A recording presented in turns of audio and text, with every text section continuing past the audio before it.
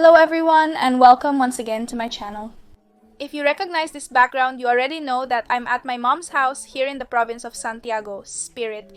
In today's video, my mom will be the special guest. You guys enjoy it when she talks. For those who are new and don't know me, I'm Anita Mateo and I create short videos.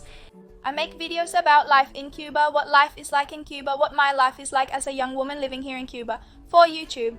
I invite you to subscribe below. It's important and free. So you join this family, which we are already more than 200,000. I can't believe it. In today's video, we are going to be talking about a topic that perhaps those who are not from Cuba do not know. It could be. And those who are from Cuba, perhaps many lived it.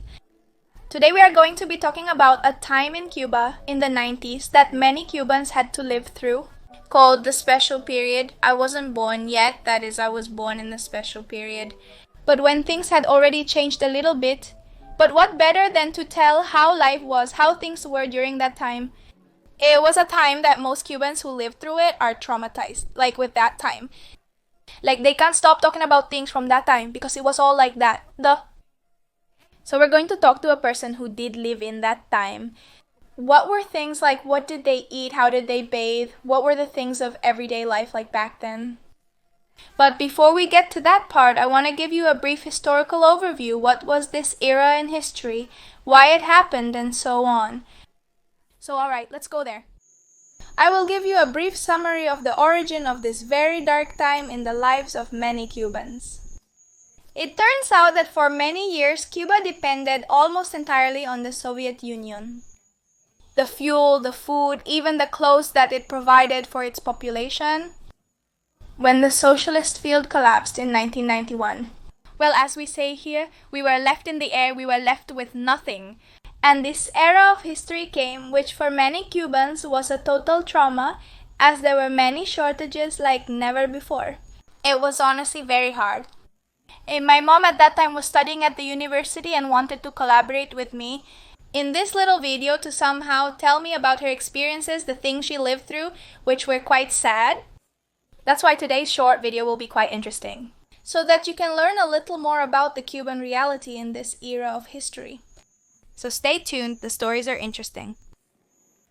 And well, the one who will be telling us is my mother, who did live during the special period, and she will tell us. She is getting ready for the video to look a little bit neat. Living through the traumatic years of Cuba's special period left all Cubans who experienced it with lasting trauma. It's like the common conversation topic in a family while lunch is being made because it's already lunchtime here.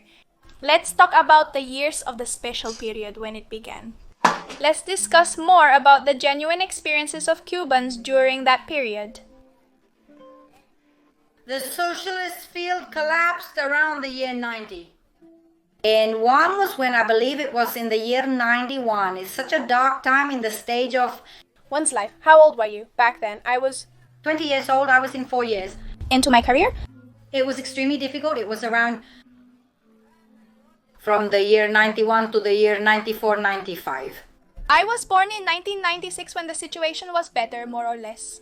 It was a little bit better. And well, my mom always used to tell me stories about the peculiar things of that time. Like what they had to eat because there weren't many options, there was no food. Let's see. In terms of food, it was the most curious thing because let's see. I don't know it at the time it was happening. I discovered it sometime later. In my house, for example, it did eat rice every day. You have to know that Cuban food is based on rice and beans. Yes, it's like us. Without rice and beans on the table, it feels like we have no food. There were houses where they could only eat rice on weekends. That is, they decided it that way, right? To save, right? Exactly, because they didn't have it and so they only ate it on weekends. In my house, we did eat rice every day because my brother at that time was married to a girl whose father was a rice farmer. And we had the opportunity to eat rice every day. Now, almost always what accompanied the rice. In Matanzas province, or at least in my town, the main crop was potato. My mom was the funniest. My mom made potato souffle, potato drum, breaded potatoes, boiled potatoes, potatoes with bechamel sauce, but at the... And it was? Potato. And there was nothing else?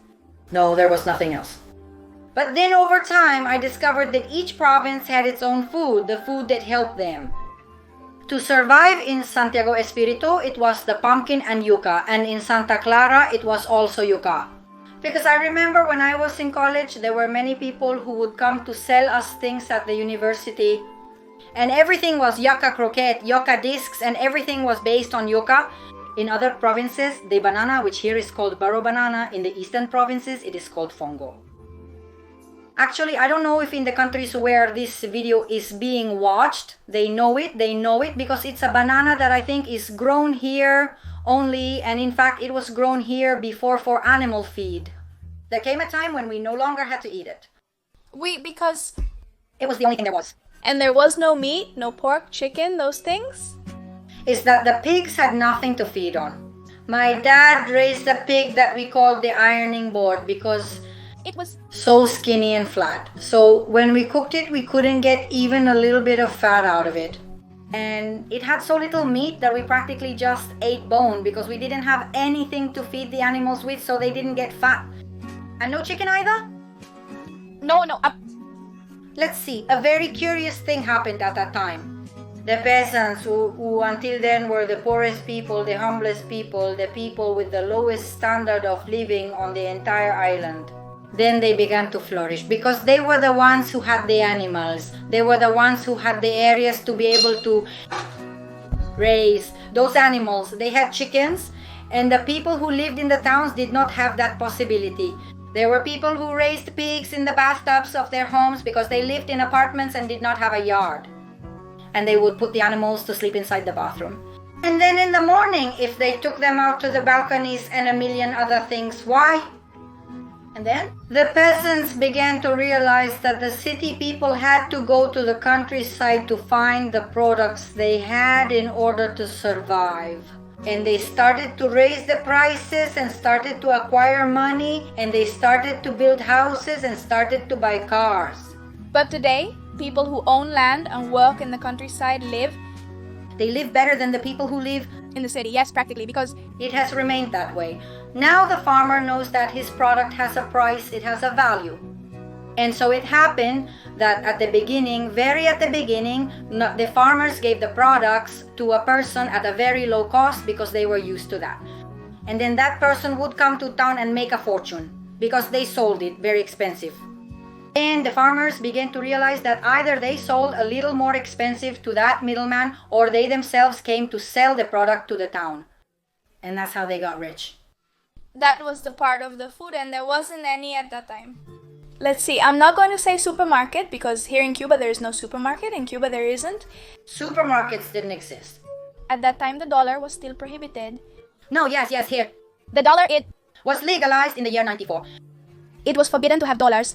At that time, there were stores that were called diplotiendas, which were only for foreigners who were the only ones authorized to have dollars in the country.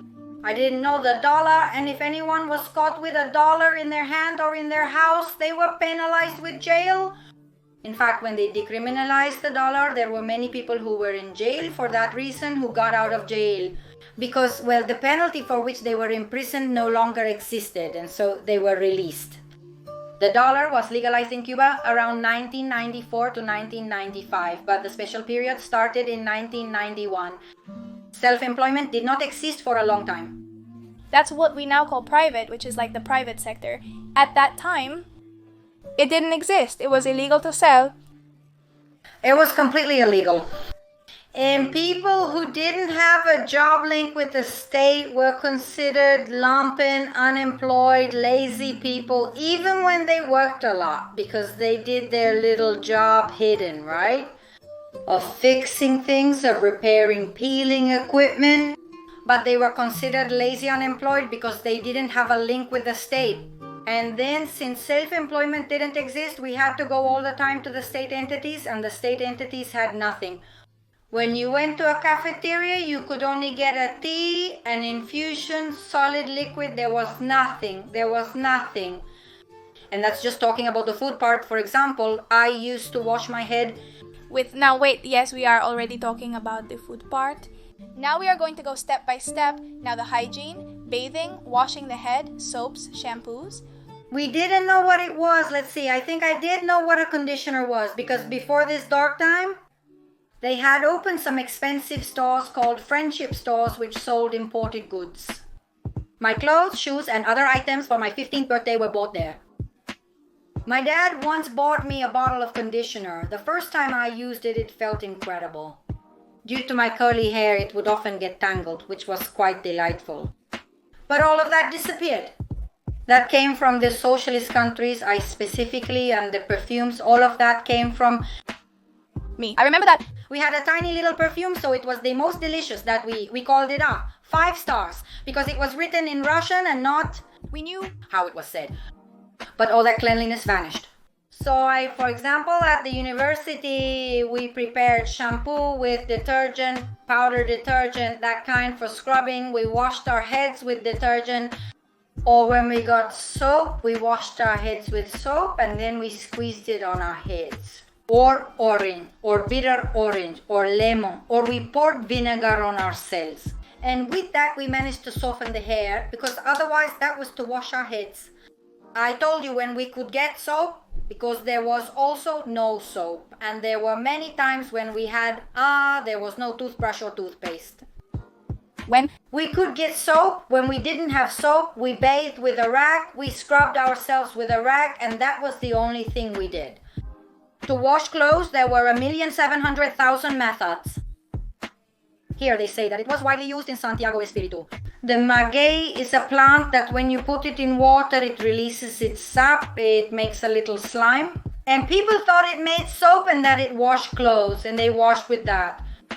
In my house, we washed with caustic soda, which is a product used for making soap, but not exactly washing with caustic soda.